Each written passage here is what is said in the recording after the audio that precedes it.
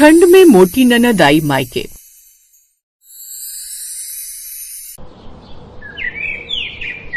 जानती हूँ आप ऑफिस से आते ही सीधा यही कहेंगे, इसीलिए तो मैंने गर्मा गर्म सूप आपके लिए बना कर रखा है। आप हाथ धो लीजिए, मैं लेकर आती हूँ।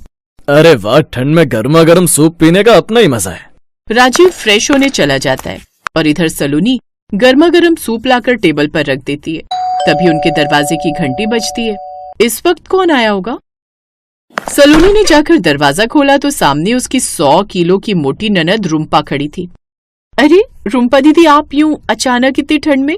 कोई खबर तो कर देती। ओहो, एक तो कितनी ठंड हो रही है, ऊपर से भाभी तुम दरवाजे पर ही सवालों की छड़ी लगा दो। अरे घर है मेरा, आ नहीं सकती क्या? अब हटो आगे से। इतना बोलकर रुम्पा अंदर आ गई। सलोनी की बेटी रूही और बेटा रौनक बुआ को देखकर बड़े खुश हुए। ये बुआ आ गई, बुआ आ गई। तभी राजीव भी वहां आ गया। क्या बात है दीदी, आपने तो हमें सरप्राइज दे दिया। इतनी ठंड में कैसे निकल पड़ी? वही तो मेरी समझ में नहीं आ रहा, आप इतनी ठंड में कैसे आ गई? आप तो ठंड में बड़ा ही जरूरी हो तभी घर से निकलती हैं।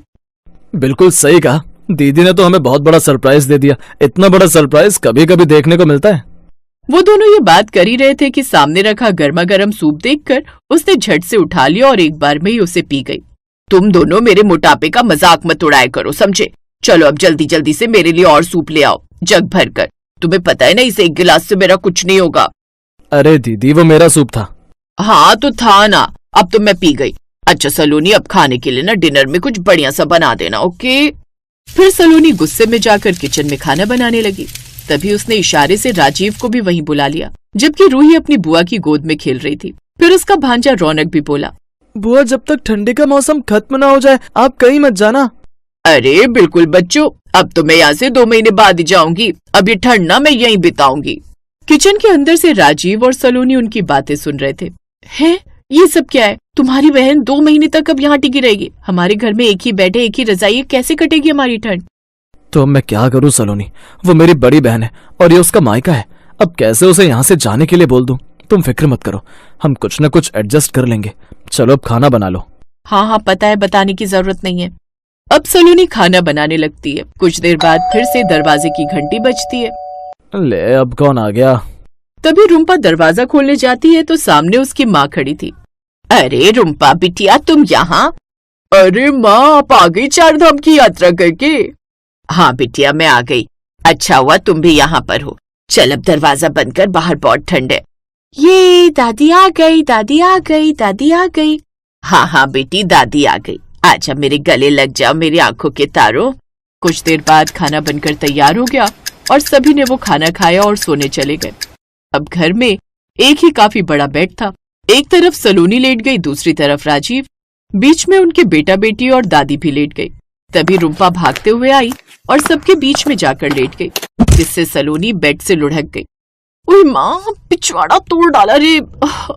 अरे सॉरी सलोनी जी, आ जाओ। अरे क्या आ जाओ दीदी, आधे से ज्यादा जगह तो आपने घेर रखी है। अरे ओ बहू, मेरी बेटी के मोटापे का मजाक मत उड़ाया करो हर वक्त। आ जाओ, किसी तरह एडजस्ट करके लेट जाओ।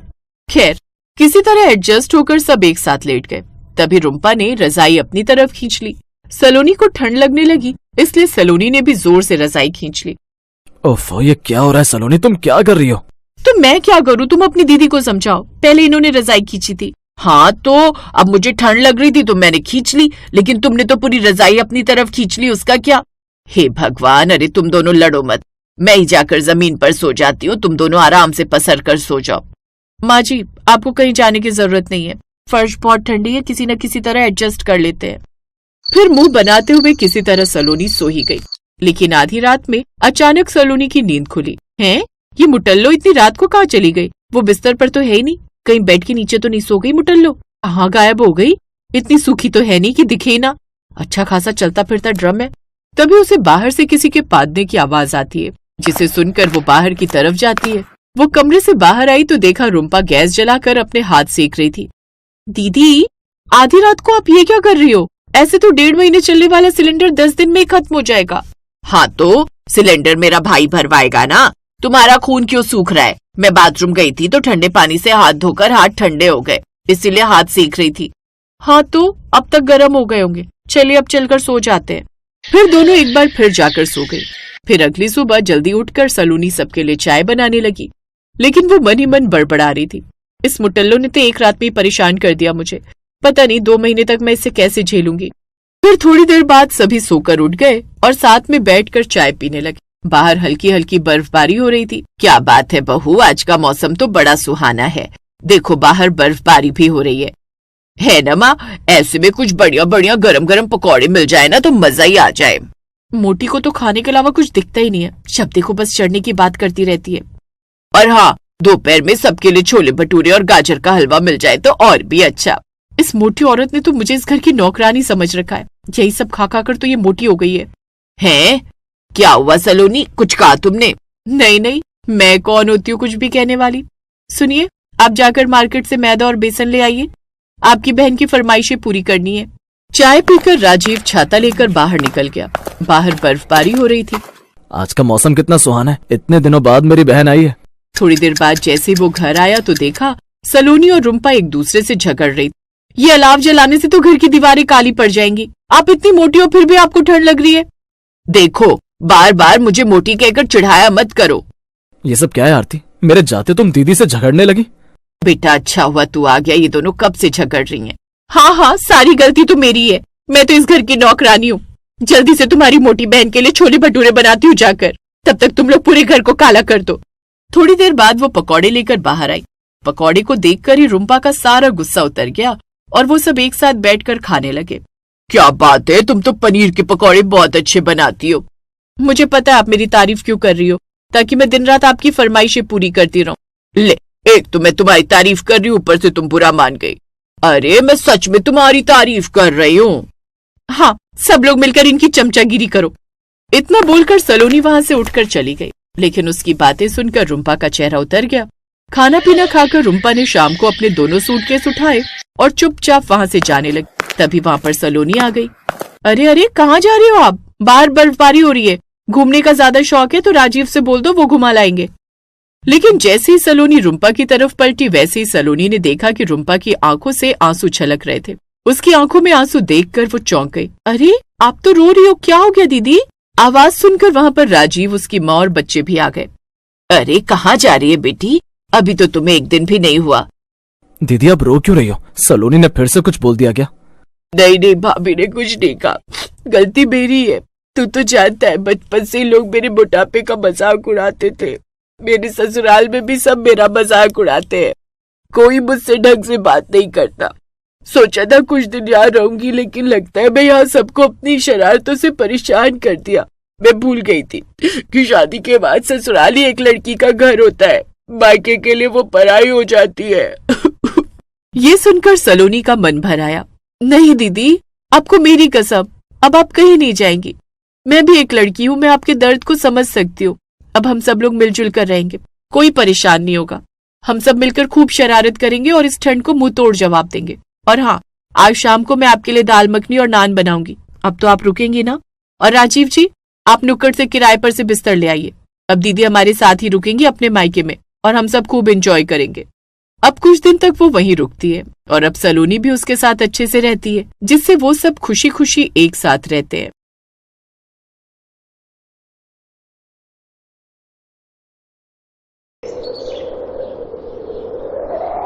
जनवरी का महीना था। कड़ाके की ठंड पड़ रही थी। इसी वजह से बच्चों के स्कूल की 15 दिन की छुट्टियां पड़ गई थी। अब ठंड ज्यादा होती थी। सुबह सुबह तो कोमल भी देर से सोकर उठती थी। एक सुबह जब कोमल सोकर उठी तो उसकी सास फोन पर उसकी ननद से बात कर रही थी। अरे हाँ, क्यों नहीं, बच्चों की जब छुट्टियां हो ही गई हैं तो तू रहने के लिए आ जाना। इसमें पूछना क्या है, तेरी भाभी कोई मना थोड़ी करेगी। हाँ, बोल तो दिया, तेरा अपना घर है। कोमल बहू, पूजा थोड़े दिनों के लिए बच्चों के साथ रहने आना चाहती है। बोल रही है कि तुम्हें कोई परेशानी तो नहीं है ना? नहीं, मुझे कोई परेशानी नहीं है। बोल दीजिए, पूजा को आ जाएगी। देखा, मैंने कहा था ना कि बहू को कोई परेशानी नहीं है। चल अब मैं तेरे लिए क्या बनवा दूं खाने में? बच्चे क्या खाएंगे बता दे। छोले भटूरे ठीक है क्या? सोनू बेटा को गाजर का हलवा भी खाना है। ठीक है, फिर वो भी बन जाएगा। अब जल्दी जल्दी नानी घर आ जाओ, ठीक है बेटा? कोमल की सास ने तो बैठे बैठे ऑर्डर करना था। बेचारी कोमल इतनी ठंड में अकेले रसोई में सबसे पहले भटूरे छोले तैयार करती है और उसके बाद गाजर का हलवा। शाम के समय कोमल की ननद अपने बेटे सोनू और बेटी दीपा के साथ कुछ दिनों के लिए रहने आ जाती है। अब जब घर में कोई आ जाए तो भला कोई आराम से कैसे बैठ सकता है, खासकर घर की बहू। पूजा बेटा, तू कहाँ जा रही है? यहाँ बैठ न कंबल में मेरे पास, कितनी ठंड हो रही है। बच्चों को भी कंबल में बिठा दे। मम्मी, भाभी रसोई में थी, मैं सोच रही थी उनके साथ रात के खाने की तैयारी करवा लूं। रहने देना, कभी कभी तो आती है, यहाँ भी काम में लग जाएगी, कर लेगी तेरी भाभी अपने आप। तू मेरे पास बैठ और टीवी देख। रिया बेटा, वो तुम्हारे मामा जी जो गजक लाए थे वो डिब्बा मम्मी के से लेकर आना। मम्मी, गजक से याद आया, मैं तो भाभी और बच्चों के लिए कुछ खाने का लाई ही नहीं। क्या करूं, ये ऑफिस में थे, मैं तो कैब से आई हूँ। रास्ते में सोच रही थी कि कोई मिठाई या गजक की दुकान मिल जाए, पर कैब वाले भैया ने कैब रोकी नहीं।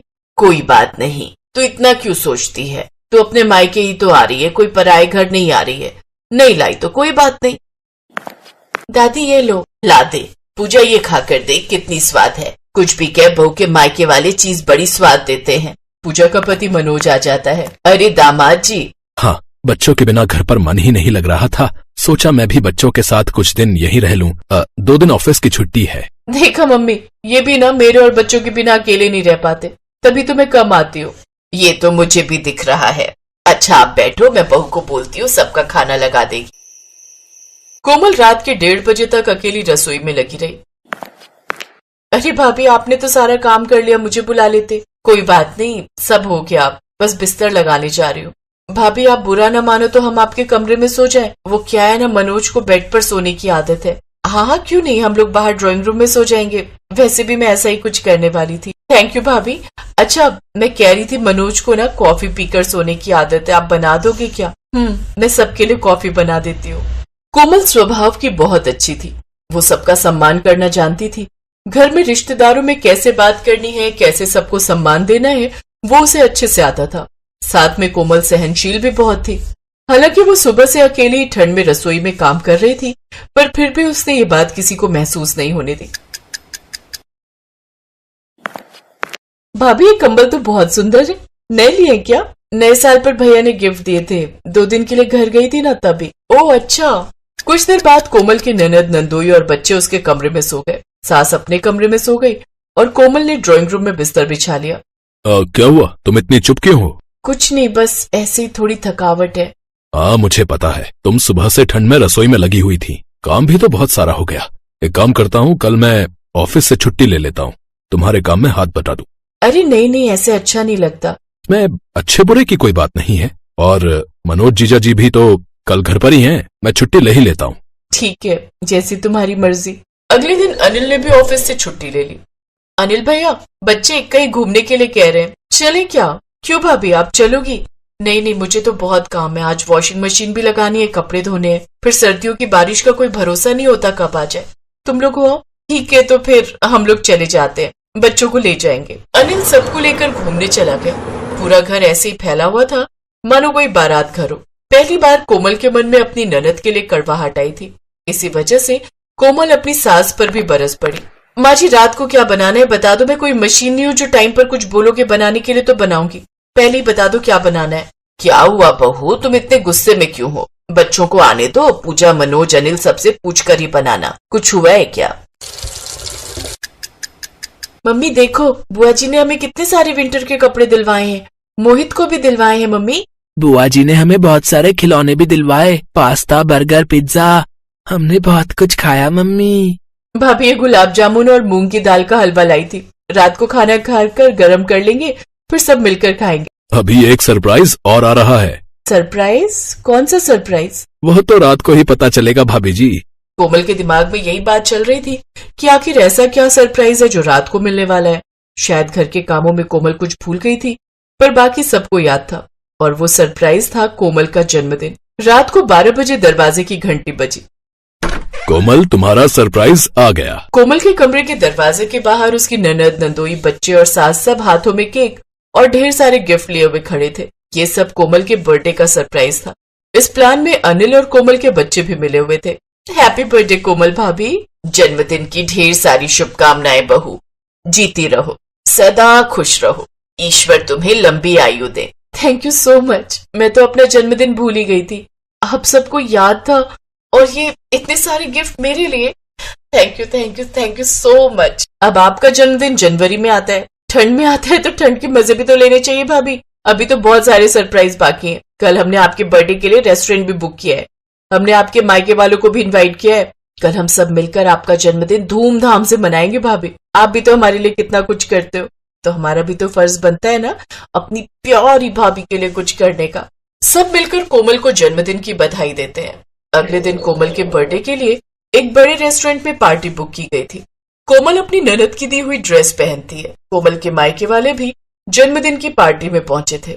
सारे इंतजाम पूजा ने किए थे। कोमल को एहसास होता है कि कुछ देर के लिए उसकी सोच अपनी ननद पूजा के लिए कड़वाहट वाली हो गई थी, पर पूजा के स्नेह ने सब कुछ संभाल लिया। ठंड के दिनों में अपने जन्मदिन पर कोमल के चेहरे पर एक अलग खुशी थी, और वो खुशी उसके चेहरे पर उसकी प्यारी ननद की वजह से ही आई थी। मानसून का सीजन, कभी भी मौसम बदल जाता था। कुछ देर बारिश, कुछ देर धूप, कुछ देर गर्मी, कभी बरसात। माँ, कोमल भाभी कहाँ है? दिखाई नहीं दे रही। लाओ प्रथम को, मुझे तो थोड़ी देर मेरे पास खेलेगा। हाँ ले, घुमा ले आंगन में थोड़ी देर। कोमल ब्यूटी पार्लर गई है, बोल रही थी 1 घंटे में आ जाएगी, अभी तक आई नहीं है। लगता है प्रथम को भी भूख लगाई है। तभी तेज बारिश आ जाती है। अरे माँ, बाहर तो बहुत तेज बारिश आ गई है। अब तो भाभी और लेट न कर दे, मैं उन्हें कॉल करती हूँ। तभी बारिश में भीगती हुई कोमल आ जाती है। बड़ी मुश्किल से रिक्शा मिला। बारिश इतनी तेज हो गई थी कि कोई रिक्शा मिल ही नहीं रहा था। प्रथम रोया तो नहीं? इतनी देर से भूख से रो रहा है। तुम दूध की बोतल भी नहीं रख कर गई थी बहू, वरना मैं वहीं पिला देती। ये लो भाभी, ये तो घूम कर भी चुप नहीं हो रहा। अब आप ही इसे संभालो। उस दिन ऐसी बारिश शुरू हुई जो अगले 1 हफ्ते तक नहीं। मानो बारिश का झड़ लग गया हो, कभी धीमी कभी तेज, पर अगले 6-7 दिनों तक रोजाना ही बारिश का मौसम बना रहा। कोमल, मेरा ऑफिस के काम से 3 दिनों के लिए जाना बहुत जरूरी है। तुम मम्मी के घर बाद में रह आना। नहीं आशीष, मैंने तुम्हें पहले ही बोल दिया था कि मुझे इस हफ्ते मम्मी के घर 2-3 दिन के लिए रहने जाना है। तुम रहने दो, मैं अकेली कैब से चली जाऊंगी। मैं क्या करूंगी रुक कर, जब तुम ही नहीं होगे तो। ठीक है, चली जाना, पर बारिश हो तो मौसम देख लेना। तुम उसकी चिंता मत करो, मुझे आदत है इन सब की। आशीष अगली सुबह ऑफिस के काम से आउट ऑफ स्टेशन चला जाता है। उसी दोपहर बैग पैक करके कोमल अपने मायके जाने के लिए तैयार हो जाती है। तभी तेज बारिश होने लगती है, पर कोमल कैब बुक कर चुकी थी। भैया, आपको कितनी देर से फोन कर रही हो, आप अभी तक आए नहीं हो। मैडम, कैब नहीं आ सकती, सड़क पर बहुत पानी भरा हुआ है। मेरा आना बहुत मुश्किल है। सड़क पर पेड़ गिरा हुआ है, जिस वजह से सारे रास्ते बंद हैं। आप कोई और कैब कर लो। हेलो हेलो, ये कैब भी कैंसिल हो गई। एक काम करती हूँ, बैग लेकर सड़क तक जाती हूँ, कोई ऑटो मिल जाएगा तो उसी पर चली जाऊंगी। अरे बहू, इतनी बारिश में कहाँ जा रही हो? आज रहने दो, कल बारिश रुक जाएगी तो चली जाना। शाम होने वाली है, प्रथम भी छोटा है, इसे कहाँ संभालूगी? मेरा प्लान खराब हो जाएगा माँ जी, मुझे जाना है। अब मैंने तैयारी कर ली है। भैया भाभी भी घूमने गए हुए हैं, माँ घर पर अकेली है। अब मैंने उन्हें खाना भी बनाने के लिए बोल दिया था। मैं पहुँच जाऊंगी, आप मेरी चिंता मत करो। कुछ नहीं होता है बारिश है तो। भाभी नहीं, आप बारिश में मायके नहीं जाओगे, मैं आपको अकेले नहीं जाने दूंगी। भैया भी घर पर नहीं है, आप रहने दो, आप बारिश में मत जाओ प्लीज। आप दोनों ये मेरे साथ कैसे बच्चों जैसा व्यवहार कर रहे हो? मैं कोई छोटी बच्ची नहीं हूँ, एक बच्चे की माँ हूँ।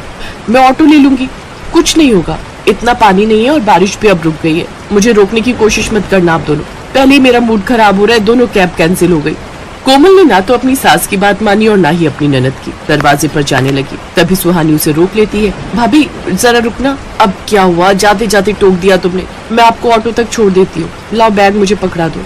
सुहानी कोमल को सड़क पर एक ऑटो तक छोड़ देती है। भाभी घर पहुँचते ही फोन करना और ध्यान से जाना। हाँ हाँ, चिंता मत करो, मैं जाते ही फोन कर दूँ। Bye bye. कोमल को ऑटो पर बिठाकर सुहानी घर आ जाती है, पर अगले 4-5 घंटे तक कोमल का फोन नहीं आता। सुहानी, तेरी कोमल भाभी का फोन नहीं आया, वो तो बहुत देर की पहुंच गई होगी, जरा फोन तो मिला। हाँ माँ, भी करती हूँ। अरे भाभी का तो फोन ही नहीं मिल रहा, अब क्या करूँ? स्विच ऑफ आ रहा है। एक काम कर, उसकी मम्मी के फोन पर मिला ले। सुहानी कोमल की मम्मी के मोबाइल पर फोन करती है और कोमल के बारे में पूछती है। सुहानी बेटा, कोमल तो अभी तक आई ही नहीं, मैं भी उसका इंतजार ही कर रही हूँ। क्या हुआ? भाभी अभी तक नहीं पहुँची? अच्छा, पर घर से तो वो। क्या कोमल घर से निकल चुकी है?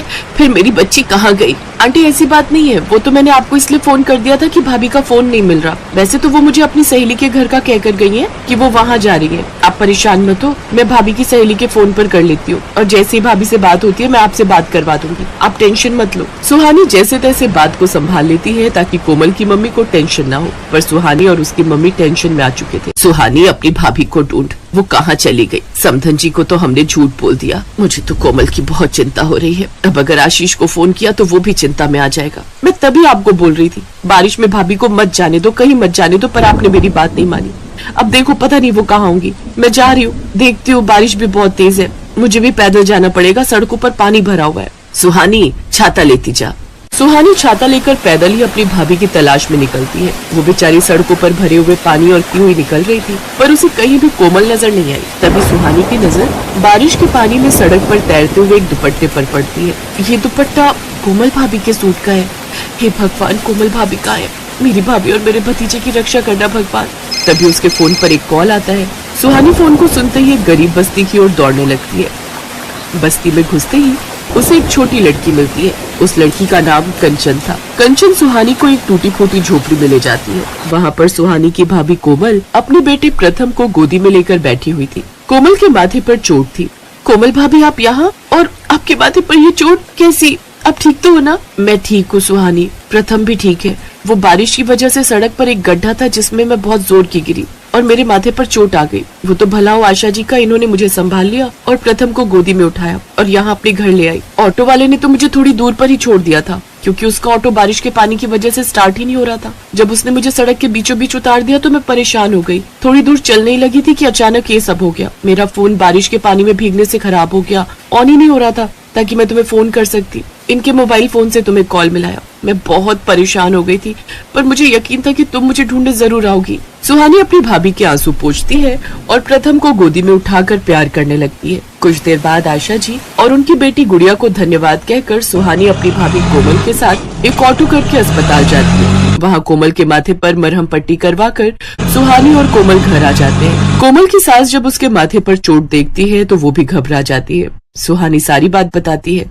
गलती मेरी ही है। इतनी बारिश में सड़कों पर भरे हुए पानी में मुझे घर से निकलना ही नहीं चाहिए था। मुझे समझना चाहिए था कि सड़कों पर जब पानी भर जाता है तो कितनी मुश्किल आती है। बारिश के भरे हुए पानी की वजह से कहीं भी गड्ढे दिखाई नहीं देते। अभी तो मैं फिर भी बच गई। अगर कुछ और ज्यादा हो जाता, प्रथम को चोट आती, तो मैं अपने आप को कभी माफ नहीं कर पाती। आई एम सॉरी माँ जी, आई एम सॉरी सुहानी। मुझे आप दोनों की बात को मानना चाहिए था। कोई बात नहीं भाभी, अब आप ठीक हो, बस यही बहुत बड़ी बात है। एक काम करेंगे माँ, वो आशा दीदी और उनकी बिटिया बहुत अच्छे हैं। जब एक दो दिन में बारिश रुक जाएगी ना, तब कोमल भाभी के साथ जाकर उन्हें कुछ उपहार दे आएंगे। उन्होंने भाभी की बहुत मदद की है। हाँ, ये ठीक रहेगा। कल परसों में हो आना। एक दो दिन बाद कोमल और सुहानी आशा और गुड़िया से मिलने जाते हैं और उन्हें कुछ उपहार देते हैं। उस दिन के बाद कोमल ने खुद से वादा किया कि वो कभी भी जल्दबाजी में और मनमानी में कोई डिसीजन नहीं लिया करेगी।